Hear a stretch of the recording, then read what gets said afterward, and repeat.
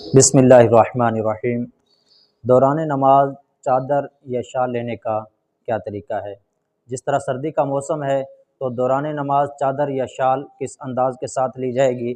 इस अंदाज़ के साथ लें कि आप चादर या शाल को सर के ऊपर लाएं और इस तरह उसको लपेट लें। इसको इस अंदाज़ के साथ ना लें कि इसके दोनों पल्लू लटक रहे हों, बल्कि इस अंदाज़ के साथ लें कि ये इस तरफ आ जाए। अगर इस अंदाज़ के साथ आप ले सकते हैं कि इसको पल्लू को खींच कर भी सामने की तरफ ले आएँ, तो ये एक मजबूत तरीका है कि दौरान नमाज फिर चादर नीचे नहीं गिरती, बल्कि नमाज पल्लू लटकते नहीं हैं, बल्कि अच्छे तरीके से आप नमाज अदा कर सकते हैं।